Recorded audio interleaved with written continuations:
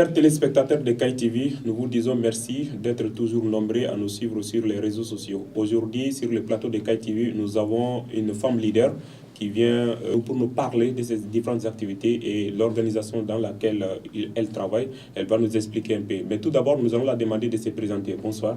Bonsoir. Le nom? Je suis Astou Nathalie Sidibé. Je suis de KAI. Et je loge actuellement à Bamako, mais j'ai beaucoup d'activités à KAI, raison pour laquelle je suis ici. Je suis fréquente ici. Ok. Ce soir, nous sommes ensemble. Est-ce que vous pouvez nous parler un peu de quoi il s'agit? Votre organisme, c'est quoi et dans quel domaine vous œuvrez?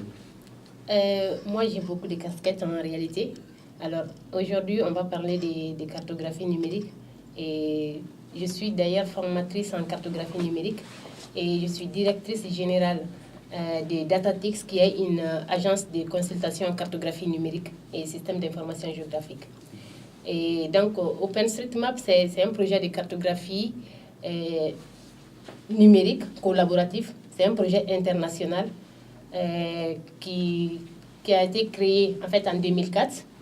Mais c'est en 2014 que nous, on a connu au niveau du Mali et nous avons créé notre communauté de cartographie numérique. Ok, et au Mali aujourd'hui, est-ce que vous pouvez nous dire exactement comment est-ce que la cartographie numérique se porte?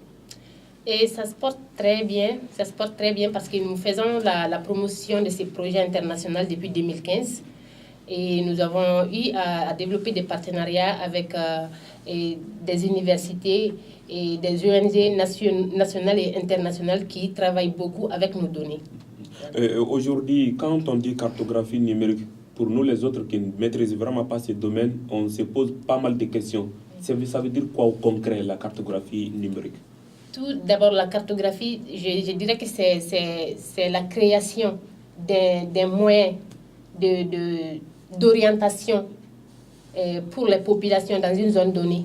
Alors donc, la cartographie numérique, c'est la cartographie qui se fait en ligne. Voilà. Donc, c'est la production de données en ligne. Mais nous avons également des activités qu'on mène sur le sol. Voilà, parce que ça se complète, la cartographie numérique. On peut cartographier les bâtiments, on peut le faire en ligne. Comme vous pouvez aller aussi sur le terrain. Exactement, donc il nous faut des travaux sur le terrain pour compléter ce que nous faisons en ligne. Ah, ok. Mais aujourd'hui, nous voyons que quand même vous êtes jeune. Et comment est-ce que la jeunesse perçoit ce domaine de la cartographie numérique dans notre pays aujourd'hui? Pour ceux qui le savent, ceux qui sont déjà géographes savent très bien l'importance de ces projets.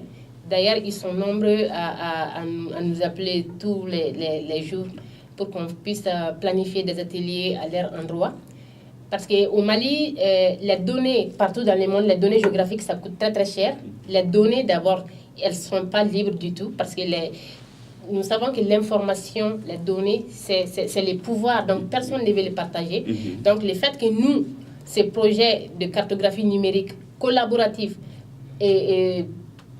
facilitent l'accès aux données, parce que nous produisons de la donnée libre. Donc la donnée, elle est libre, elle est gratuite. Donc tout le monde peut récupérer cette donnée. Donc si je comprends, vous récupérez cette donnée et vous les mettez à la disposition de pas mal de gens. Nous, on les crée. On les crée, on peut les récupérer également, tout le monde peut les récupérer, mais nous... Vous les créez, vous les collectez. Exactement. Et nous demandons, nous essayons de faire en sorte que beaucoup de monde puisse se joindre à nous pour produire plus de données libres. Voilà. Aujourd'hui, quand même, qu'est-ce que cette cartographie numérique, les données que vous collectez actuellement, peuvent apporter comme changement, bien sûr d'une manière positive, dans la vie de la population?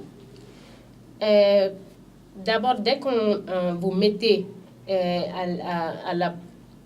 dès que vous mettez de la donnée libre, de la donnée ouverte à l'accès des populations, déjà, vous permettez à la jeunesse, par exemple aux informaticiens développeurs, d'avoir de la donnée libre et de pouvoir développer des applications qui puissent répondre aux besoins de la population. Voilà. Donc, c'est-à-dire ces données seront quand même très utiles pour les développeurs. Pour tout le monde, en fait, pour les développeurs dans les domaines de créer de l'emploi, par exemple. Vous permettez à la jeunesse de ne plus aller acheter de la donnée, mais d'avoir accès à la donnée libre.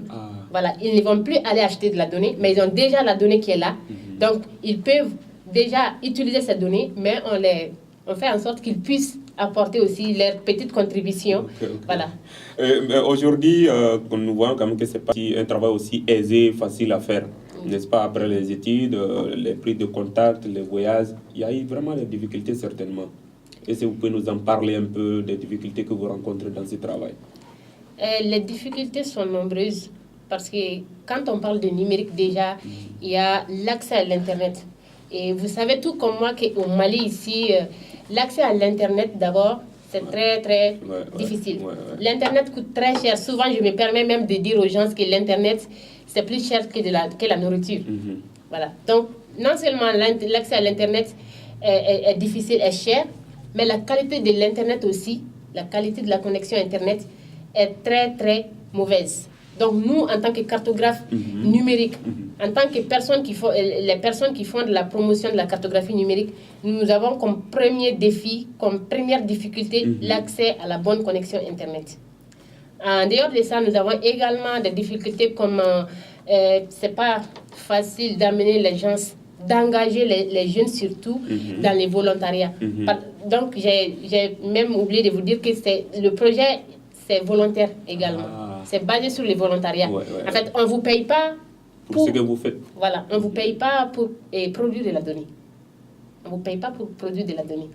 Donc, ça, le fait de dire aux gens que vous êtes là, on va vous former, vous allez faire partie de notre communauté, mais on n'a pas d'argent pour vous payer, ça fait fuir déjà parce que nous sommes un pays pauvre. Donc, les gens, quand on finit d'étudier, on veut vite avoir du travail. On veut avoir de l'argent. Parce qu'on dit le volontariat ne nourrit pas. Voilà. Donc, mais moi, je dis tout simplement aux jeunes que le volontariat ne nourrit pas, mais dans le volontariat, on peut tout gagner. On peut tout gagner parce qu'il faut dans un premier temps, accepter de s'engager dans le volontariat pour ensuite récolter les fruits de cet engagement volontaire. Voilà. Ok. J'allais quand même poser la question, mais vous avez quand même vite répondu. Mais aujourd'hui, quelle est la relation entre, si je comprends bien, vous êtes une structure, une organisation vraiment privée, mais quel est votre rapport avec l'État aujourd'hui? Notre rapport avec l'État, je dirais que ça va de mieux en mieux parce que nous sommes de plus en plus reconnus à travers, nous sommes d'ailleurs beaucoup plus reconnus à l'international qu'au niveau national. Parce que comme je le disais au début de mon intervention, que le projet, il est international. Donc nous, on est connus au niveau international plus qu'au niveau national. Mais nous faisons, depuis 2015, à travers nos ateliers de sensibilisation, de formation, donc on est de plus en plus reconnus. Et nous avons d'ailleurs des structures étatiques avec lesquelles nous collaborons à travers la planification d'ateliers de formation, de collecte d'informations géographiques, parce qu'il y a beaucoup de ces structures, comme je le disais, il y a beaucoup de ces structures qui comment dirais-je, qui ont besoin de ces données, qui utilisent ces données. Surtout les organisations humanitaires. D'ailleurs, je vais dire que nous travaillons beaucoup avec OCHA, qui est le Bureau de coordination des affaires humanitaires des Nations Unies. Donc, ils utilisent beaucoup nos données. Nous travaillons avec eux. Nous travaillons presque avec toutes les organisations humanitaires qui utilisent ces données. Ok, nous tendons quand même vers la fin de cette émission. Nous sommes aujourd'hui avec Nathalie Sidibé, qui travaille dans une organisation internationale et leur base aujourd'hui au Mali, c'est la cartographie numérique. Nous tendons vers la fin. Quel est votre mot de la fin, votre appel aux Maliens, mais précisément à la jeunesse? L'appel que j'ai à l'endroit de la jeunesse, c'est, comme je le disais, c'est d'accepter de s'engager dans le volontariat dans un premier temps. Parce que dans le volontariat, je le disais, on gagne tout. Moi, j'ai gagné. Moi, je ne suis pas géographe de formation, mais je suis formatrice en cartographie numérique aujourd'hui parce que j'ai accepté dans un premier temps de m'engager dans le volontariat. Et dans le volontariat, j'ai gagné en termes de compétences, de connaissances et de relations au niveau national comme international. Et aujourd'hui, j'ai quand même beaucoup de compétences qui m'ont permis de créer moi-même ma structure de consultation en cartographie numérique qui est Datatix Consulting. Donc, je lance l'appel à la jeunesse de se joindre à nous parce que la communauté OpenStreetMap international. Nous, au niveau national, nous avons créé une petite communauté parce que dans chaque pays, il y a une petite communauté. Voilà, donc nous sommes la représentation au niveau national et on est ouvert à tout le monde. Donc, toutes les personnes qui veulent s'engager, qui veulent acquérir plus de compétences, ils peuvent se joindre à nous. Et mais comment? Il suffit juste de prendre contact avec nous et de s'engager avec nous parce que dès que vous vous engagez avec nous, on a pas mal de formations qu'on organise dans l'année, interne comme externe. Donc, ces formations, vous allez bénéficier gratuitement et vous allez devenir contributeur et vous allez vous-même, dans le futur, vous pouvez vous-même devenir formateur et pourquoi pas créer votre petite structure de consultation. Ok. Chers téléspectateurs de Kai TV, c'était là sur le plateau de Kai TV aujourd'hui. Nous étions avec Assetou Nathalie Sidibé. Je suis gestionnaire des ressources humaines, je suis consultante en cartographie numérique. Ressources humaines, consultante en cartographie numérique. Elle nous a parlé, si vous avez bien suivi, de cette cartographie numérique, comment est-ce que ça se passe au niveau national, bien que international, et de qui quand même ont besoin de cette cartographie aujourd'hui.